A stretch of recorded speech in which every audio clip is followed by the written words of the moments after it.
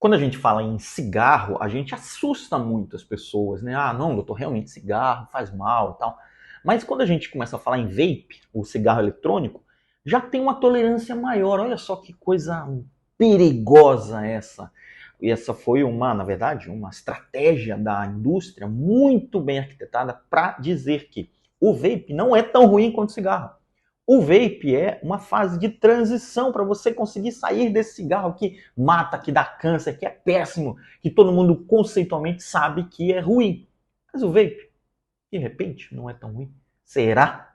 Vamos conversar um pouco disso a respeito no vídeo de hoje. Eu sou o Dr. Alex Benevides, cirurgião cardiovascular, e aqui na internet ajudo homens a aumentarem o seu desempenho físico e mental em 8 vezes, mesmo após os 50 anos. Olha só, quando a gente fala em vape, o cigarro eletrônico, aquela coisa ali que é bonitinho ali, é simpático, é tecnológico, é descolado, parece que é uma coisa legal, é uma coisa palatável, tem cheiros muito agradáveis, essências muito agradáveis que disfarçam tudo de ruim que ele tem.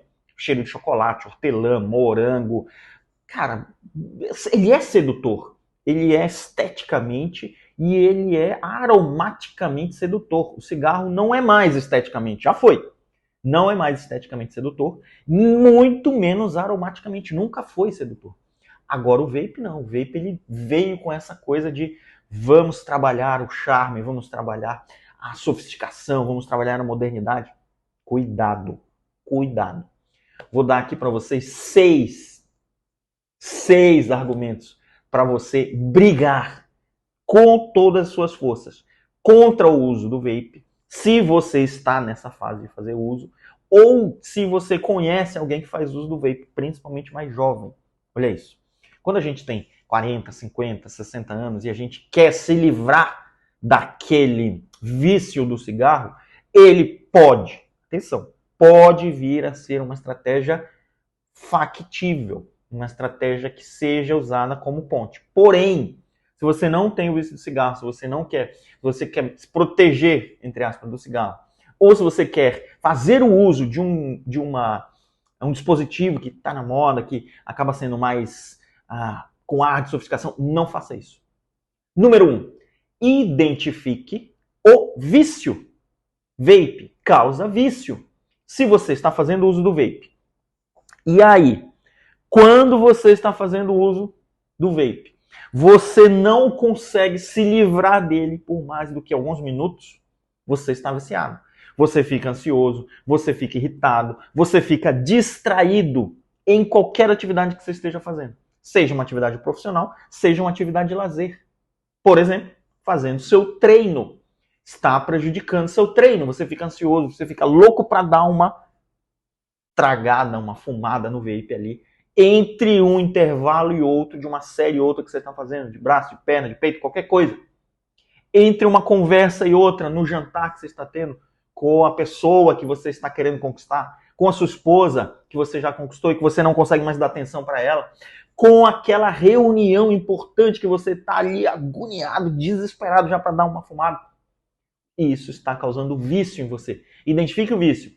Quando você identifica um vício, você começa a identificá-lo como um potencial inimigo que ele realmente é. Número 2, comparação entre fumantes e não fumantes. Olha só, tem um estudo muito interessante de 2019 da Universidade de Maryland. O setor de saúde do Exército Americano, junto com a Universidade de Maryland, fizeram uma comparação entre 3.000 soldados que já estavam no quadro do Exército Americano e que a metade deles fazia uso de vape e a metade não fazia. Olha isso. Soldado americano fazendo uso de vape, hein? Você vê como que o negócio está tão na moda assim.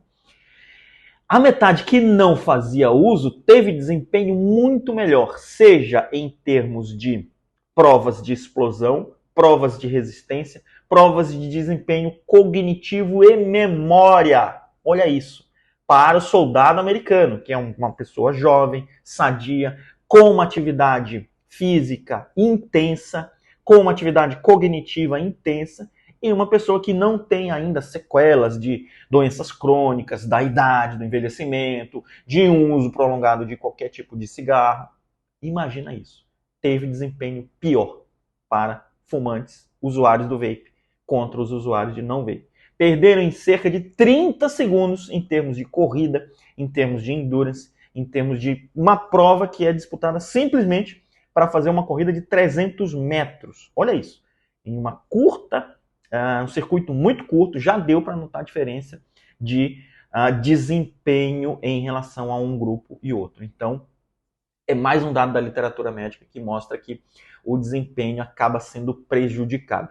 Ainda não temos uma literatura robusta dizendo que aumenta índice de câncer, que aumenta chance de mortalidade no longo prazo, tudo isso que já está muito bem delimitado com o cigarro convencional. Porém, começam a aparecer estudos sérios como esse que mostram que realmente ele começa a prejudicar tanto no curto quanto no médio prazo.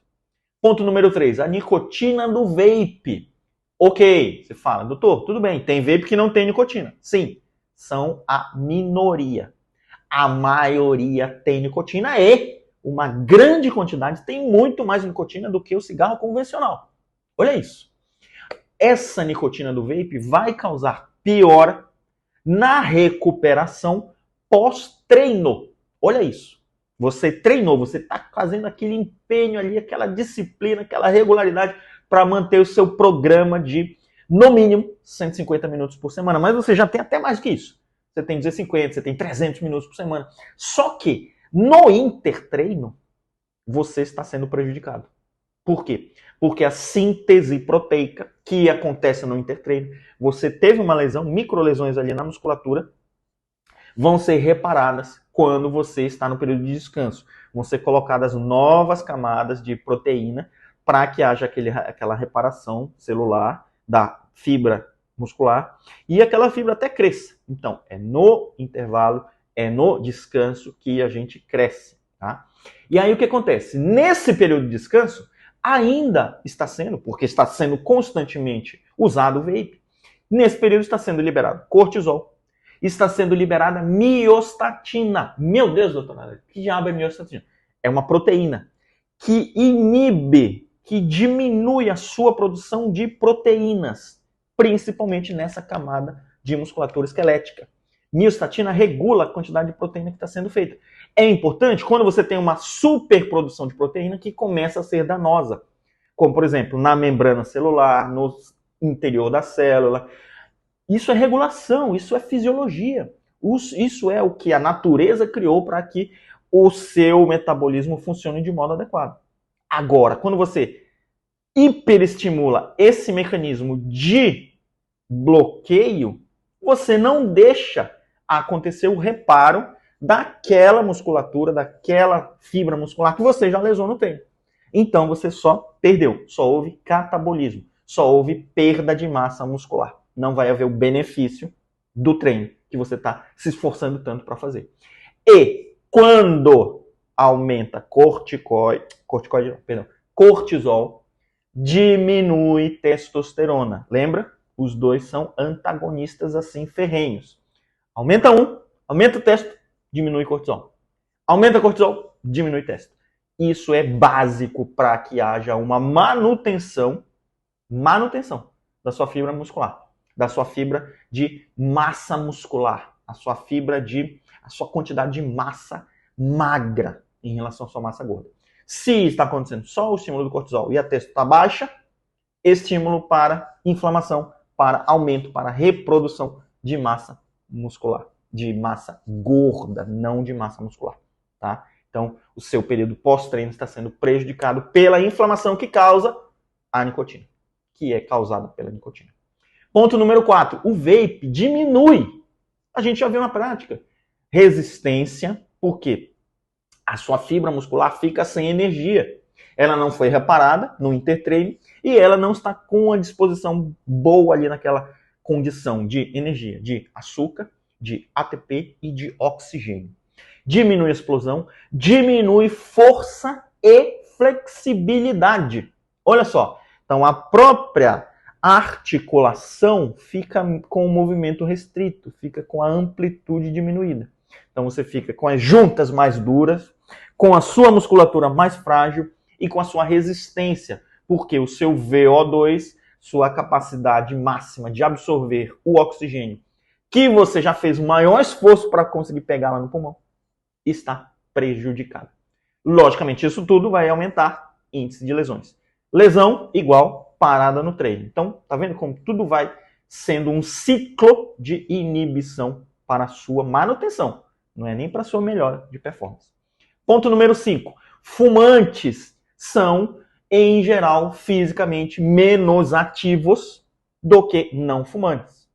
Pode ver, pode fazer uma avaliação bem básica aí. Quem que você conhece que fuma, que usa um vape, é menos ativo fisicamente do que quem não fuma, por conta desses mecanismos todos de inibição em relação aos mecanismos de estimulação da sua motivação, da sua disciplina, da sua condição de aguentar esse estresse que é causado pelo exercício físico. Tá? E aí o que a gente tem nisso? A gente tem que o fumo é um vício que se retroalimenta em relação a causar mais vício, a ativar mais intensamente, cada vez mais intensamente, o circuito de recompensa pela dopamina, e não vai querer, logicamente, outra via de ativação desse circuito causado gerado pelas endorfinas, o prazer que as endorfinas vão levar, porque elas levam mais tempo para ativar essa sensação boa no cérebro do que aquele circuito de recompensa imediato que é desencadeado pela dopamina. Então, a briga, a endorfina, a dopamina, quem ganha é a dopamina, porque ela é mais instantânea. O cérebro quer aquele prazer mais rápido, aquela recompensa mais rápida. Quem que dá isso? É o exercício? Não. É o vício. Mas não é de modo sustentável.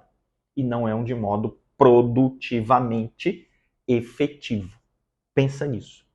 Número 6, os componentes do vape. Meu Deus do céu, Dr. Alex, componentes. Ele não é melhor do que o cigarro convencional? Ele é menos pior, mas ele é tão agressivo quanto. Em termos de nicotina, ele é até pior, porque a média dos cigarros que tem eletrônicos tem 20 miligramas por ml. Cada ml do líquidozinho que tem ali dentro tem em média 20 miligramas. Ok, tem alguns que não tem nicotina, certo?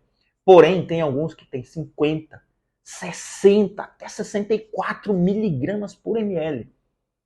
Lembra, um cigarro convencional, pela legislação brasileira, tem apenas 1 miligrama de nicotina. Olha isso. Então, para você fumar nessa média de 20 miligramas por ml, que você fuma 1 ml do eletrônico, você precisaria fumar 20 convencionais. Meu Deus do céu. Olha isso. O que mais tem nesse tal desse vape? Glicerol, álcool. Propilenoglicol, álcool. Glicerina é uma substância para fluidificar, fazer todas as componentes ali se misturarem de modo mais harmonioso. Aromatizantes são os que dão gosto, que dão o cheiro gostoso do negócio. Chocolate, morango, baunilha, hortelã. Putz, maravilhoso. Quem que não gosta desse cheiro bom? Metais, também existem metais na composição daquele líquido lá, como por exemplo, níquel, cádmio, arsênico, chumbo e crômio. Todos esses componentes vão causar inflamação. Inflamação onde? No seu trato respiratório, nasal, superior, laringe, faringe, brônquios. Vai ser mais propenso a desencadear eventos agudos de bronquite e asma, porque eles têm um padrão inflamatório muito maior até do que o cigarro convencional. Essa inflamação, ao longo dos meses, vai quebrar proteínas estruturais do seu pulmão. A gente chama de proteases. Essa quebra de proteína, principalmente de colágeno, faz o seu pulmão, que conseguia mexer bem, ser uma esponja, ficar duro. Ficou duro, ficou hiperestendido. Doença pulmonar obstrutiva crônica. Pulmão duro, pulmão do fumante, que é acelerado por conta de um poder inflamatório maior desses componentes do vape. Olha só quanta coisa ruim acontece só porque você está fumando ali 1 ml daquele líquido Até parece que vai fumar 1 ml só, daquele líquido gostoso, daquele líquido cheiroso ali, que tá na moda, que é simpático. Olha isso, pensa nisso, quanto está prejudicando a sua performance, quanto está prejudicando a sua saúde. E agora que você sabe tudo isso, aproveita, compartilha esse conteúdo com o sócio, compartilha com aquele outro CEO que está precisando entender, que está achando que está fumando o vape e não está tão ruim, ou tá até bom, do que ele estivesse fumando um cigarro convencional. E também aproveita, já me segue por aqui.